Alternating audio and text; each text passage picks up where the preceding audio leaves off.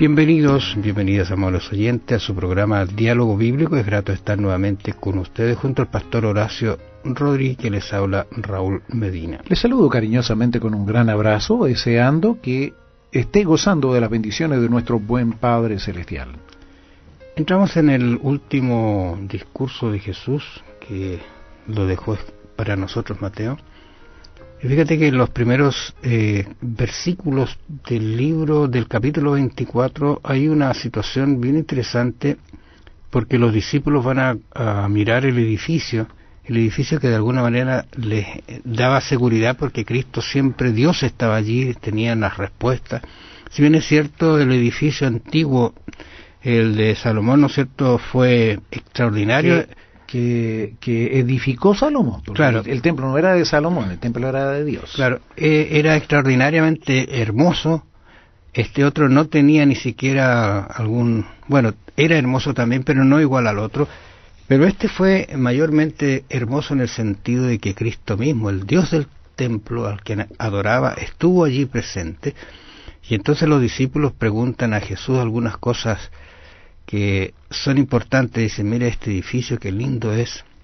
Yo estoy pensando que quizás era un atardecer donde el sol pegaba en ese mármol, se reflejaba hermoso. Y entonces los discípulos preguntan acerca de cuándo serán estas cosas y qué señal habrá de tu venida. Y esto es importante porque Jesús va a responder efectivamente esas preguntas que hacen los discípulos a Jesús. Y se lo dice de dos maneras muy concretas. Primero, lo hace refiriéndose al templo mismo, que iba a ser destruido. Con eso se terminaba toda opción ahora como pueblo de ser los portadores de esta luz, que lamentablemente ellos no lo hicieron.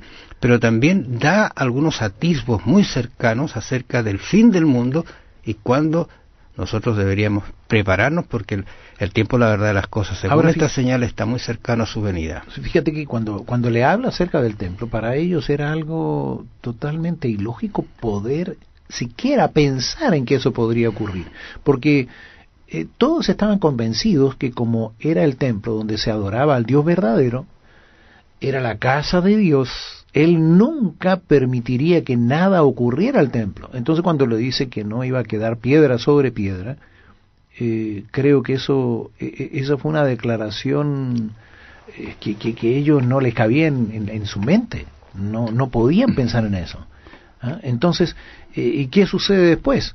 Que cuando le preguntan qué señal habrá de tu venida, la verdad es que creo que el Señor suavizó un poco la respuesta, hablándole del fin del tiempo, pero tenemos aquí una profecía de doble aplicación, porque se cumplió cuando el ejército comandado por Tito, el ejército romano comandado por Tito, entró allí, o mejor dicho, se tomó la ciudad, y más de 1 millón de judíos perecieron, pero ninguno de los que había tenido presente la advertencia, exactamente la advertencia que el Señor Jesús les hizo, ninguno de ellos pereció.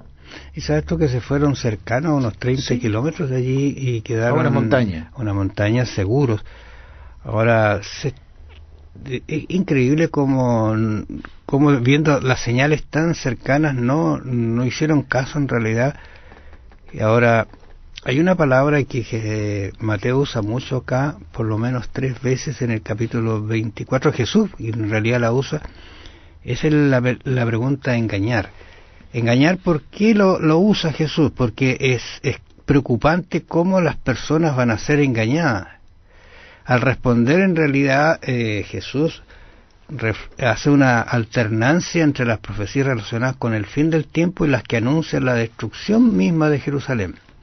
Fíjate que hay una secuencia desde la destrucción de Jerusalén hasta el fin del mundo, y la primera sirve de tipo para la segunda. Es bueno que usted lo lea en este sentido, y algunas de estas señales sobre la destrucción de Jerusalén se repiten también para el fin del mundo.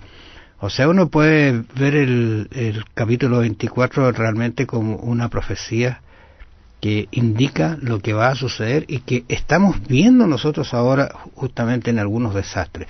Por ejemplo, Mateo 24:4 dice, nadie se engañe. Luego aparece Mateo 24:5-8, dice que habrá engaños, guerra y desastre, y del 9 en adelante habla de la maldad y la persecución. Esto de engañar, ¿por qué Jesús habrá hecho tanto énfasis en engañar? Bueno, creo que la respuesta la tenemos en Apocalipsis 12:12, cuando dice que el diablo ha descendido con gran ira sabiendo que tiene poco tiempo. ¿Y qué es lo que hace el diablo? Engaña. Entonces, van a haber personas que van a servir de instrumento, desgraciadamente, al enemigo. Y, por ejemplo, cuando dice, porque vendrán muchos en mi nombre diciendo, yo soy el Cristo, y a muchos engañarán.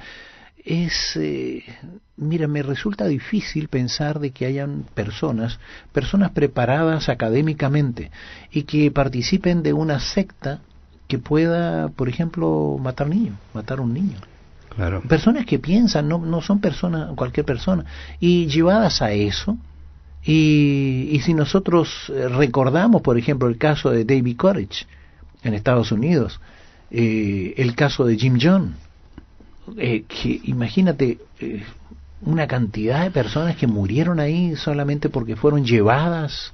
Entonces a muchos se engañarán, dice, y eso es lo que ha acontecido y está aconteciendo. Pero ahora este concepto de engañar está relacionado con desviar de la verdad, conducir al error, descarriar, mentir, pero nunca se presenta así.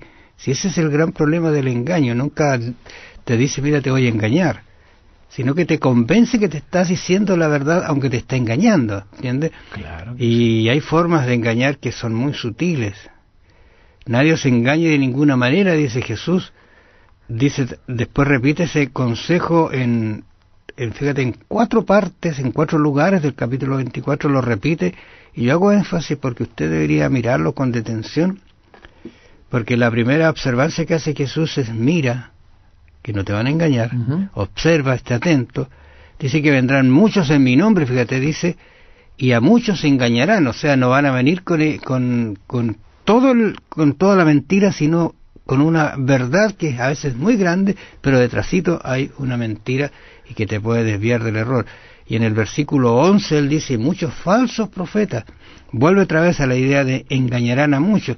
Y el 24 dice, porque se levantarán falsos cristos y falsos profetas. O sea, es más grande el engaño todavía, porque van a aparecer cristos falsos y falsos profetas, que harán señales y prodigios, de manera, y aquí es un texto que uno debe reflexionar, de manera que engañarán, si fuere posible, aún a los escogidos. O sea, es grande el engaño que se está presentando, y esta advertencia Cristo la está haciendo justamente después de haberle llamado la atención fuerte a estos dirigentes judíos por el daño que estaban haciendo a la gente, porque efectivamente ellos estaban engañando a las personas. Ahora, no es necesario que nosotros tratemos de buscar cuáles son los engaños. Lo que sí es necesario es que nosotros sepamos cuál es la verdad. Y tenemos que escudriñar, para eso tenemos que escudriñar las Sagradas Escrituras, tenemos que estudiarlas con un corazón sincero y con mucha oración, pidiendo que el Señor nos hable a través de ella. Y no ir a la Escritura tratando de que el Señor ratifique nuestros pensamientos. Yo creo que usted va a tener que leerse con mucha tranquilidad el capítulo 24, porque es un capítulo que nos habla de lo que hoy está aconteciendo y de lo que va a acontecer antes de su venida. Gracias por su atención, amables oyentes, que el Señor los bendiga. En Mateo 24:13, Jesús dice que el que perseverare hasta el fin, éste será salvo. ¿Qué puede hacer para mantenerse espiritualmente fuerte en medio de pruebas que le pueden hacer renunciar a todo? Hemos visto que esto les sucedió a otros. ¿Por qué no debemos ser necios y pensar que esto no nos va a ocurrir a nosotros? Piénselo.